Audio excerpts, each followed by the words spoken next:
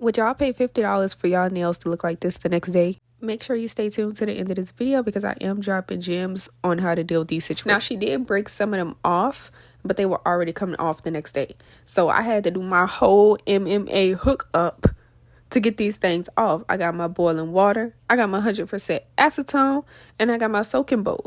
Now I'm going to put the hot water at the bottom just to warm the acetone up some and help it break down the acrylic faster.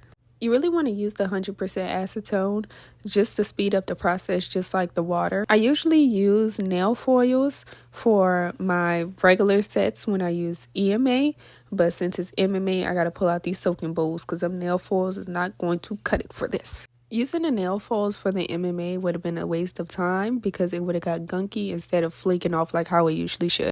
And if you want a quick reference of how MMA looks versus EMA, here it is.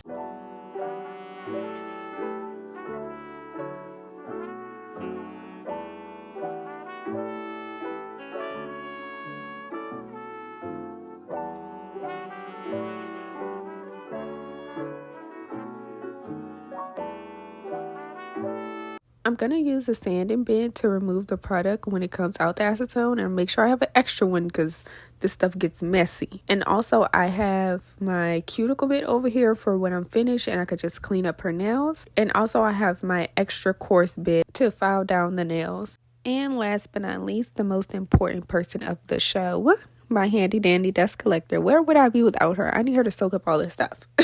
First thing first, before I start this whole process, I'm just going to go ahead and file her nails down as thin as possible. And how you would know that they're thin and you're not about to go through your client's natural nail is it will start to look transparency, whitish, and you know, okay, stop.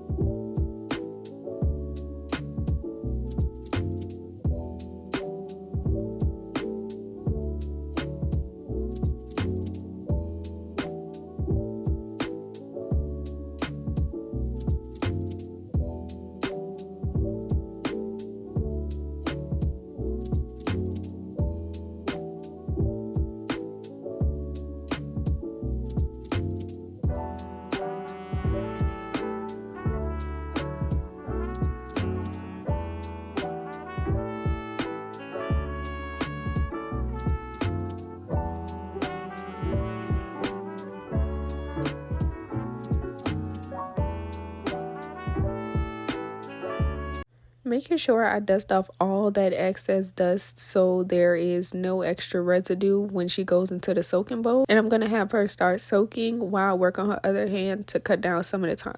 This tends to work way better instead of you filing down both hands and then making them soak in, because now y'all just sitting here staring at each other, real awkward. By the time I'm done filing her other hand, her hand that is soaking should be ready for me to remove some of the product.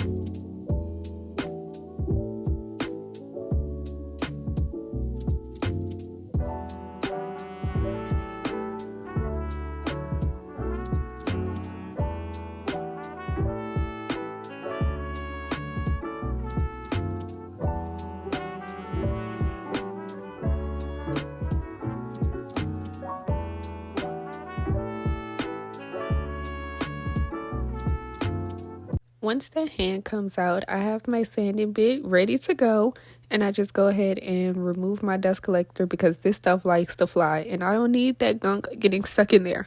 When her hand first came out the acetone, I was looking at it and I was like rethinking. I was like, okay, maybe this is EMA, because the way that it was like flaking off, even though it was still flying everywhere, I was like, maybe it isn't MMA, because that stuff, when it comes out the acetone, it is shiny, slimy looking, and it would have been getting stuck all in my sanding bit. This was just flaking off, as you can see right here. But I definitely just had to leave with precaution, because her telling me that she came from the nail shop, and y'all know that's what they use. So I was like, I don't want to chance it. Let me just set everything up like how I would if I was doing a foreign so. And going in with my little Russian nail bit, I just make sure that I put my drill in reverse when cleaning up the cuticle on the nail, because it helps it come up way easier than putting it in forward.